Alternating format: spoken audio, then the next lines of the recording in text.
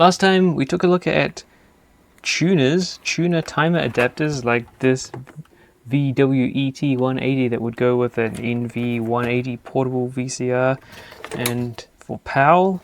And then we looked at, well, at the same time we looked at this, which is the NTSC equivalent. This one's Sylvania branded, but there's Panasonic and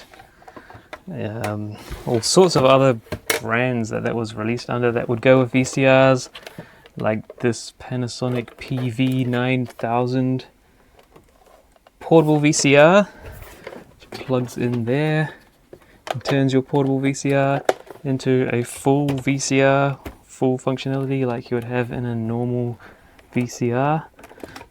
Since then, I found there are more VCRs. This here, which I thought I didn't remember I had this. So it's the non-hi-fi stereo version, Panasonic PV-8000G. But there's also, I think we looked at it last time, a PV-8000 not G. It's down here. Let's see if I can get it out. No, it's stuck. This one, which is a PV-8000 not G. I don't really know what the difference between G and not G is, other than the body color, I guess. Yeah, what I thought this was when I got this, I thought this was the English market version of this AG2400. This is Japanese version. So it's Japanese version of the NV180. So it's mono VCR, no stereo. Yeah, I thought that this was the English NTSC version of the AG2400, but no, it's not. It's a PV-8000G, like this one, which isn't G. Anyway, that doesn't really matter because there's a third type of tuner, and that's what we're going to take a look at today, which we briefly looked at, and now we will severely look at. I've got a bunch of them. So what that PV-8000 VCR was stuck to just then is this thing. This is what we're going to look at. It's a tuner, a programmable tuner timer for these PV-8000 and 9000 VCRs in the form of a docking station, which has a dodgy latch, as I just discovered. Yes, I had to push that very hard. Yes, so the regular NV180 style VCRs cannot go on this because they don't have the parts which click into there. But the PV-8000, 9000 VCRs, they have these extra bits on them. And so as long as that door is open at the back, put them on and then they'll click into place. But this one is ruined, so it doesn't come off unless you push it really hard. I used this to push it very hard and was able to release it. Anyway, let's test this one. I've got 4 more of them down there of these docking station tuner things, so we'll see if one of them doesn't work and then we'll take that one apart. Seems to work. So it's got the tuner, normal tuner stuff there, TV, VTR selection, remote control receiver. Then it's got the part for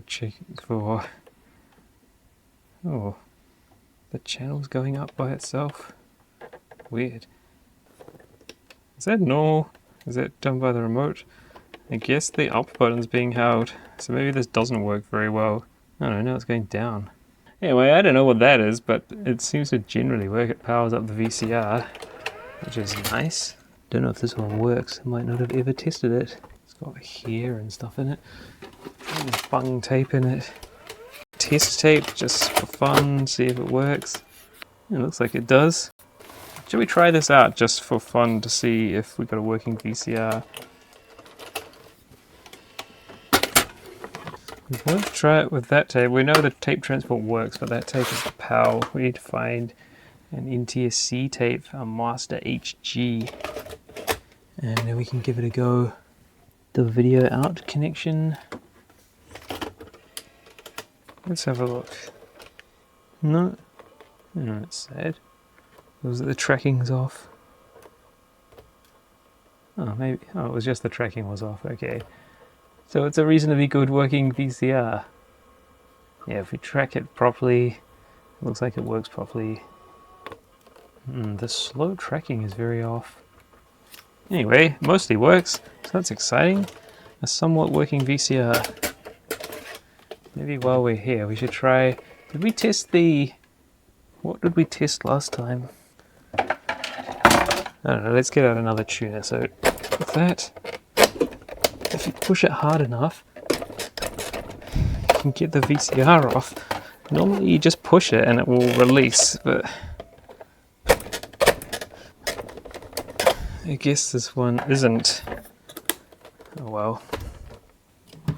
Ah, and also, additionally, in the back here, so this part of the tuner timer, on the back, it's got video and audio in for like cable, satellite decoder type stuff, and I think that's there for controlling that, the cable box.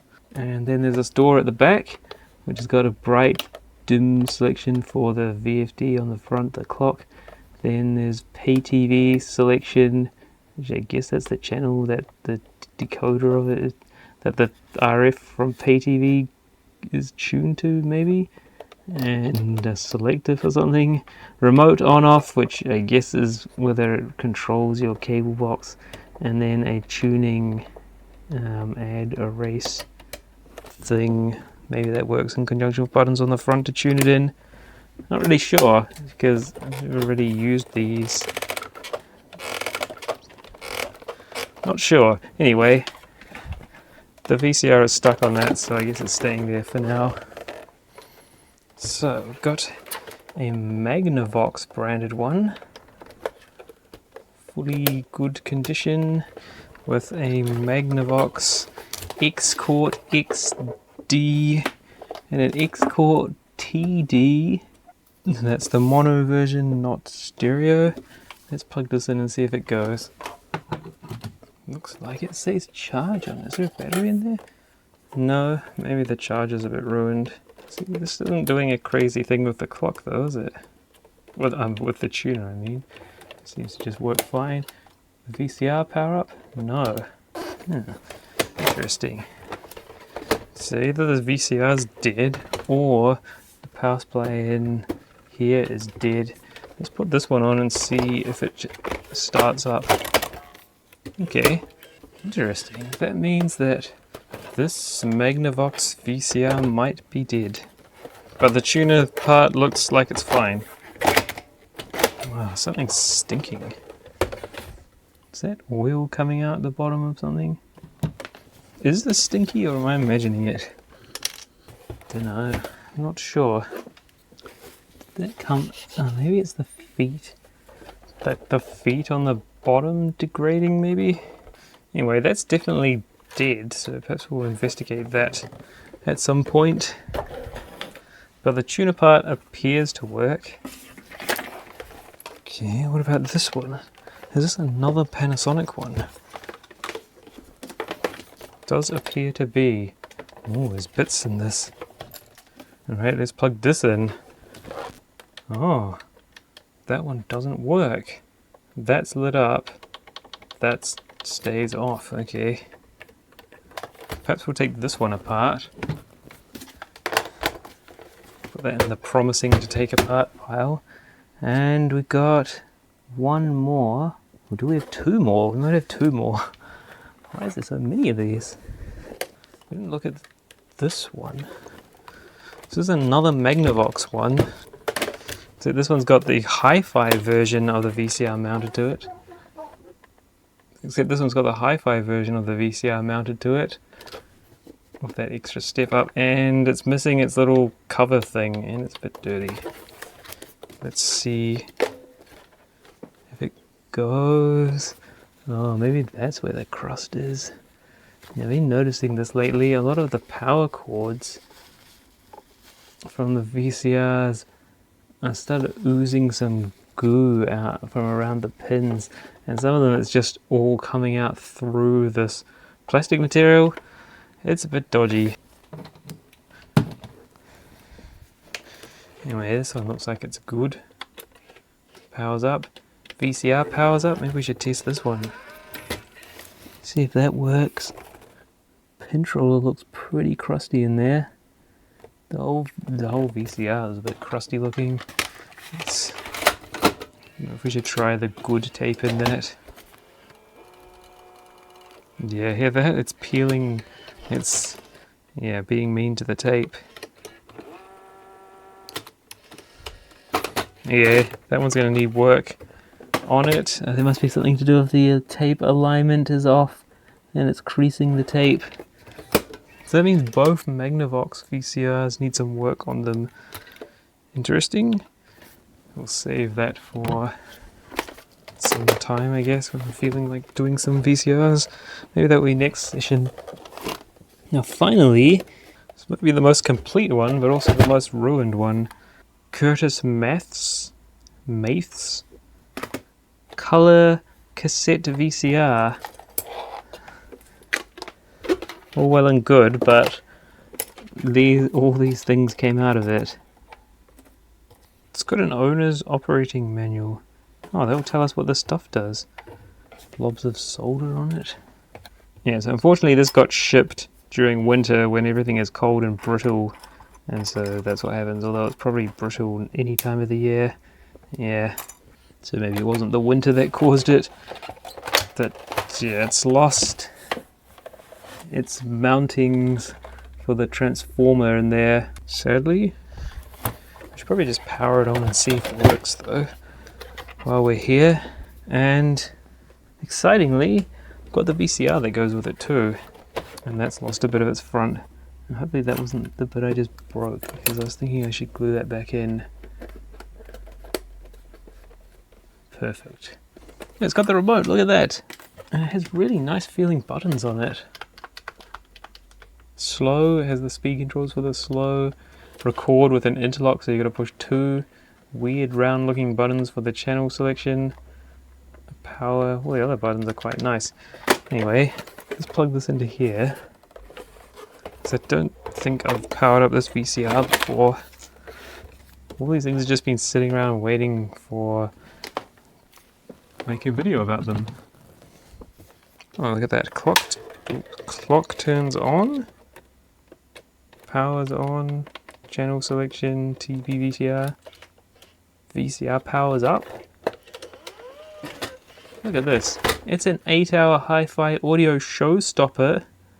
4 video heads, hi-fi HD stereo, lightweight and compact, noiseless, field still, fine slow, and field advanced multi-function display. It's all like rebadges of the Panasonic version. Rebadges. I want to try the good tape. Let's try this. It looks really clean inside, so maybe it'll be fine.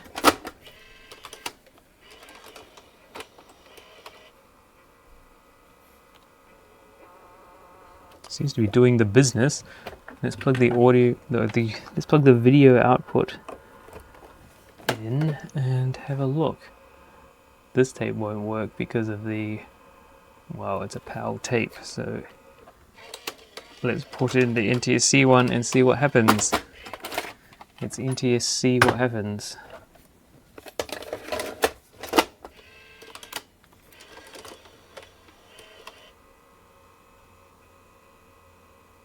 Oh, look at that.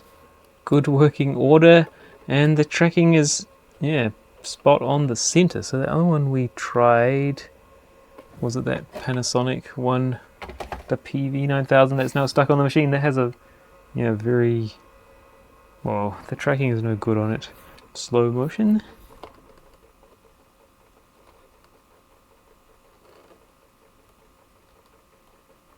And the slow tracking is kind of off to the side. Off to one end, still pretty good.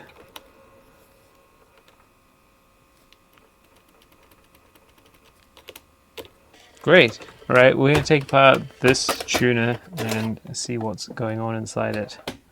And maybe, since this has good guts, no, because this tuner didn't work, but the housing is good.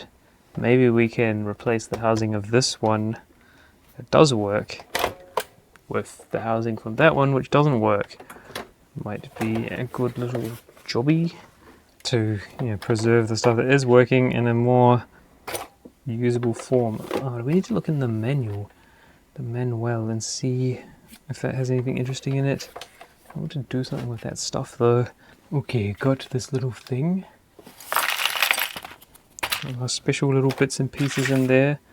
And these 4 screws, which I guess they came out of the bottom of it, I'm not sure. Maybe I have already looked inside this. I don't know. So it's the manual of this, which I don't remember ever looking at. And it might tell us what that stuff is going on inside this little cover, under this little cover here. Oh look, the screws must come from there. Yeah, that's probably already ready to take apart. So it's one, use this button, add to program the desired channel memory switch. Set this to off during frequency synthesized tuning. Add and erase buttons can be used only when the switch is on after tuning. Set the switch to off. Off. Oh, okay. That's kind of weird way of writing it. Set it to off during frequency synthesized tuning. Does that mean tuning from memory? Add and erase buttons can only be used when the switch is on. Okay. Well, yeah, it means turn it on and then you can add channels and erase them. Okay, so then this one here, which is CATV mode selector, cable television. Set the selector to the proper position depending on your cable system. If the cable system is not used, leave it in the TV position. Okay, so depending on your type, normal, HRC and IRC. Pay TV switch, which is this knob here. If the CATV adapter optional is and the descrambler box are connected to this tuner, set the switch to the same position as that of the output channel of your descrambler box. I see. So that's what, yeah, so that chooses the channel that the decoder is working on. Dim bright. Now this auxiliary port 25, it says connect the VCR remote control cord of the CATV adapter to that connector. All functions, program recording one channel while watching another will be operable for both regular TV channels and one pay TV channel. Okay, so it's all pretty self-explanatory. It's to do with controlling your cable box and tuning it in as expected. Plugging in all of the things. Setting the clock. The channel memory has been set at the factory to memorize all the channels shown in the channel chart. Page 12. It's just all the channels. How to determine your type of cable system.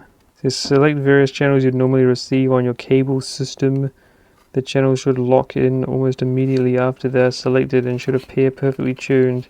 Place it in the HRC position and try the above procedure again. If you're having trouble with only channels 5 and 6, you might have an IRC type. Set it to IRC. When proper setting is determined, you should be able to receive clearly all the channels. Yeah, very good. The remote, setting for timer recording, one touch recording with a tiny little button in there. Look at that, charging the battery from the tuner. Clip the cable, the charging cable, over the end of the battery. Charging it in the recorder. It can be charged within 3 hours. It says if recorder is on, the charging indicator will go off, but that does not mean the charging is completed. If the battery pack will gradually run down after repeated uses. It's no longer useful if the operating time is too short, even after a sufficient recharge. Yeah, so the battery wears out. If you charge 2 at the same time, it'll be charged in 6 hours. Okay, so that charging connector on the back of the tuner is in parallel with the charging current supplied to the battery in the VCR, so it will just take longer because you're doing 2 at once. Lovely. Alright, let's put this one aside for now and we'll get the other one apart. Maybe I have looked in one of these before, I can't remember. They've been sitting around for ages and I lost track of it as we've been working through other machines. Yeah, so this is the one that didn't work. Yeah, it just has that little light on. Don't have a service manual for these. This is a Panasonic, the Panasonic PV-A860. I guess that's like the normal base model. It fits with the others in the series. What? Yeah, so that model PV, this is a Panasonic video. Now what have we got under here? There's no screws on the bottom. What we saw before is that there are two screws in the top holding that in. Now there are several screws on the back.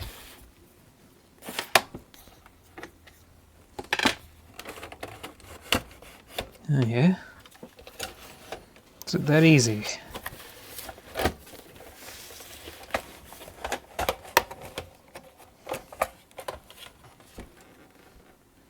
Oh, look at that. Now there's a red screw there. Does that just slide out? No, it's not that easy. There are two more screws up the top there. I wonder what's gone bung on that release mechanism. I wonder what's gone bung on the release mechanism in the other one. Does that just come out? Oh yeah, pretty good. And then there's a ground wire on here. We just take it off there. Look at that, there's heaps of ground wires there. It's done up fairly tight. Whatever.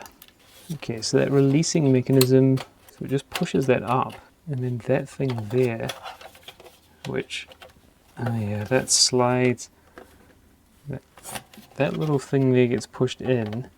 And then this back one will slide, maybe. Did before. Yeah, like that. Ah, yeah, you can see how that works. It's two little things which have indents on that, but they got pushed down. Click into that. And that's just like a... I don't know what that is, it's just a thing. Some kind of thing. Oh, it stops you pushing it back too far. Hooks onto there, I guess. Now, what have we got in here? That little control panel doesn't seem to have any parts on it. It's just a control board, a ground wire. Oh, yeah, that's the charge signal coming out. That goes all the way over to here. So the transformer here. Let's get a closer look at this. Power comes in. Cord. It goes onto there, uninsulated.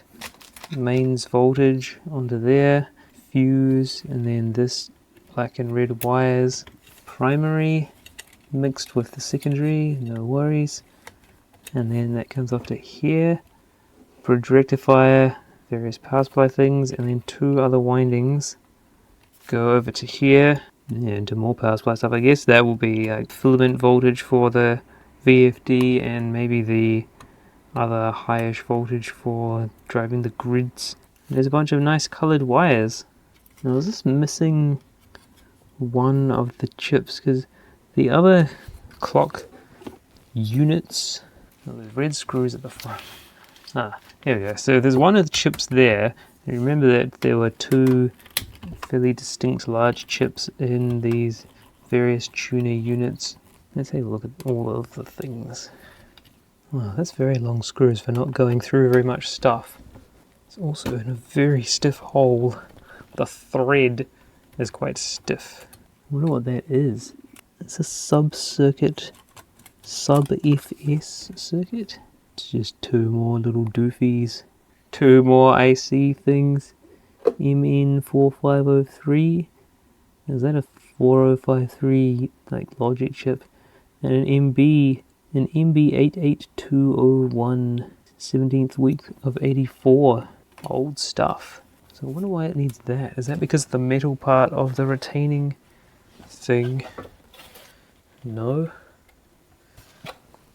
It's just got a little insulating thing for some reason. Oh, these screw holes are kind of annoying. Okay, it looks like everything is on this bottom plate, which will just come out when you undo these screws. Is there more to this? No, it's just lifting out. And then there's some screws for the Transformer. Red screws for the transformer. So you're meant to pull this out as part of your servicing, I guess. Only held in by 2 screws. Oh look, there's another screw there. Then there are these red screws down the front, 2 on each side. Countersunk style. I don't think it'll be as easy as just a fuse blown on this, will there? There'll be something messed up in this power supply circuit, which is upsetting it. More really stiff screws. Oh, they're using just a steel bracket as a heatsink. Okay, so that comes off. There's a screw holding that. Ah, the remote control receiver is also independently attached. Okay, so that's a new, well, there's a good condition base piece. You can replace that damaged one. Maybe that's probably all we need to replace. Okay, so that front panel, front board, is another one of those interesting reverse VFDs where the phosphors are on the back side of it. Number made in Japan, number of joules 0. No joules. Oh well, you can't win them all. Remote control receiver, a little box. It'll have its decoding circuit and the IR transmissive film over the front. That plugs into there. Yes, it does look like it's a 1 IC job in this one. See any more ICs hiding? Bottom side of the board, it's just the bottom side of the board. It says power circuit. And don't know, do they call out any other parts? Number of joules 0. FS timer circuit. FS. Full scale. Fan subbed. Don't know. It's audio video something or other there. There's screws that look like they're painted red, not like this kind of anodized or something, dyed, I'm not really sure. There's some crust there. I don't know what that's for. Huh, it's like it's actually gone rusty. That's really weird. Maybe some water got in there? That's bizarre. Someone else has had a go in this. There are a couple of things that are being touched up. That's definitely been soldered later. And that looks like it has maybe a couple of pins there. Maybe it's just touch-ups. Once it comes off the soldering line, they've inspected it and touched up some things. Guess that's possible. That is weird though. Why is there corrosion there? Must be a blob of water or something sitting on it. Ah, no, hang on. Those legs. Let's see if we can get this off. So that's what, there's a row of super caps there. Just like we saw in the other machines that had super caps that just blown their guts everywhere. So this is no different. I think we only need to take these 2 off. Yeah, so that's just corroded all the way down the leg. You see that? Super cap there, all fuzzy and juicy. So yeah, that's what's happened in there. I wonder if that took out something else along the way. Not sure. Also, the RCA connectors for the audio inputs seem to have a double pole, double throw switch on them. It's got extra 6 terminals in addition to the ground and the signal. So there must be a switch built into those. Maybe it turns off the RF modulate, or RF, like maybe it turns off the audio from the tuner part of the circuit. When you plug that in, I guess that would make sense. But for video, maybe it uses a relay or some other switching device. So, like in the other VCR, in the other tuner, it's got this extra module thing, some kind of multiplexer thing, which comes from somewhere. These 2 here, it says PSC and PLL. Okay, not sure exactly what that means. Some kind of fancy RF thing. And there's another little bodge on there. Bit of extra filtering maybe. It's a bunch of caps, a transistor, and some inductory looking thing. PLL, PSC. RF people might be able to comment what are there 2 signals there that seem to get merged into one in this little box. Is it something to do with NTSC or to do with cable decoders? Not sure. That there's an RF switch where it can switch the RF from the VCR here onto your into your TV, and or switch it through so you can watch TV normally from the antenna plugged into there, and then the antenna feed into the tuner part here. There's a little box there. Perhaps we should open that up and see what's lurking within. A box that's not soldered shut. Amazing. Oh, it's got some good power supply business in there. Pretty good. That's quite similar to what we saw in the NV180's tuner. Remember that thing and the other bits and pieces. I don't have it handy available right now to grab to look at. And yeah, well, the other tuner, the NTSC version, that what brand was it? Sylvania version. We have a quick look in that to see how this compares. It was quite different though, because it used all switch mode power supply, not the transformer based power supply of this one. I don't know why they switched between types. Because this flat version you think would have benefited from the switch mode power supply. Yeah, look at this. An MN15844 VSA. Yeah, so it is the same chip. Ah, okay, so maybe it is just a single chip thing in these ones. So maybe it is as we expected. Yeah, that does appear to be very similar amounts of stuff. The tuner things look similar. That extra box thing there with the two coax going into it. It's just the difference between using a transformer and a switch mode to get the main power supply done. Alright then, let's see if we can switch the base plate of the other one over as our final trick for today. Unplug this transformer just to get it out of the way so it's not bashing into this stuff. Oops, cut that wire a bit. I think that's the wire. I think that's the wire that comes off the dodgy capacitors. P7, probably. So this is a faulty board, something up with that. Now this one is in good order. So let's see if we can transfer the electronics onto a good base. So we've got a good base as our starting point. So this is all ready to come apart. Good. Yeah, unfortunately it's broken the front part as well. Yeah, that's just... oh, look at that. That one has 4 screws. So there was only 2 screws done up on the other one. Maybe someone must have already been in there, because yeah, it's had 4 screws in the past. It only has 2 now. Interesting. So someone's got into that thing before. Maybe someone else has tried to get it working, and then they gave up, and then that's how I ended up with it. I was like, here you go, it's an awesome thing that doesn't have much wrong with it. Wink, wink. Screw to nowhere. Is the transformer the same? Looks like it. Same part number. Ah, okay, so that has to get lifted off. Then you can access the screw that's down in here. Screw it over here somewhere. Now, this should lift off the base. Broken base. Good base. Interesting how different the shielding is on those. Very interesting. So it's got more shielding. Maybe there's been improvements, or maybe they realized they didn't need it. Let's see the dates on these.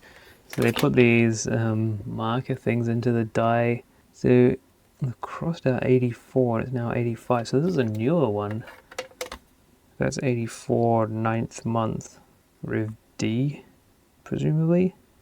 Whereas this, they've stamped out 84 and it's got a 5 there, and it's Rev E, and that's probably just lot numbers, which are all different there.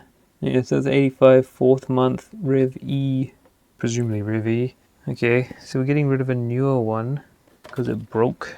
Before we put that on though, I need to get, there's still a post stuck onto the other side of that screw there, which will need to be removed.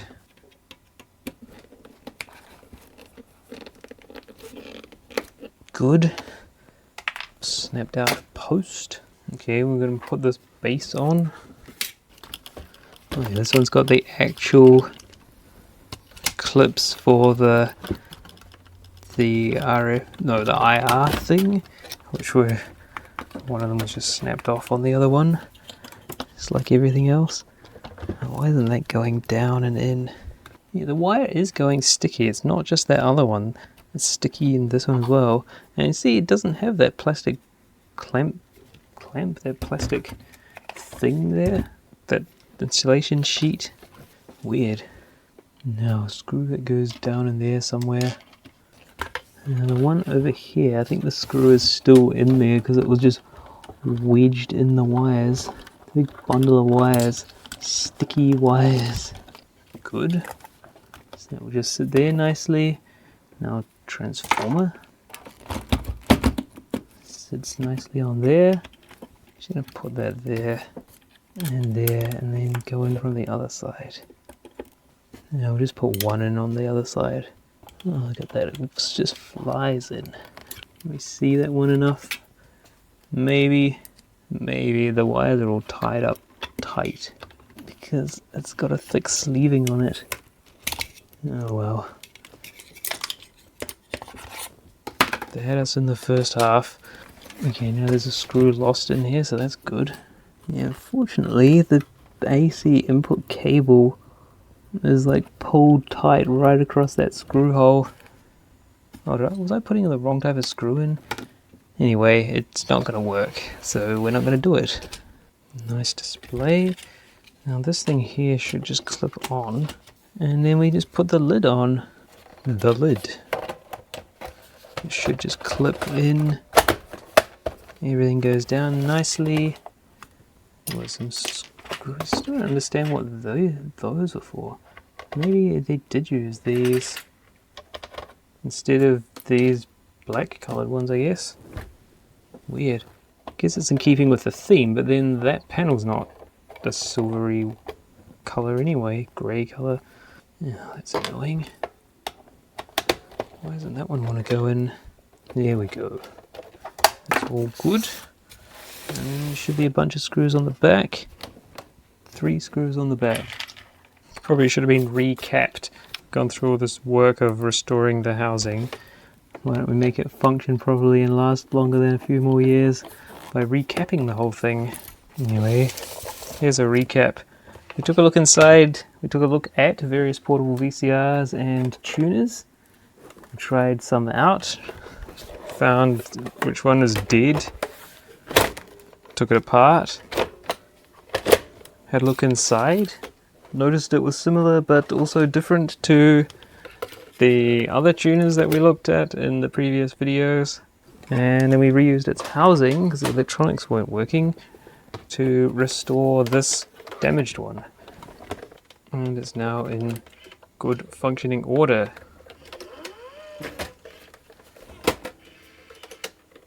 Great! Hopefully you enjoyed that. Look at tuners and portable VCRs.